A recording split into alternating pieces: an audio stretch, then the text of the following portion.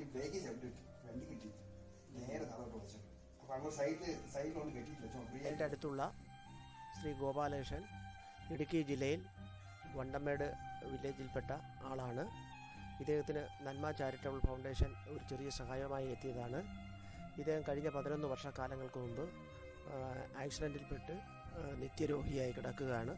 നിർധന കുടുംബത്തിൽപ്പെട്ട ഇദ്ദേഹത്തെ സഹായിക്കേണ്ടത് സമൂഹത്തിൻ്റെ കടപ്പാടാണ്.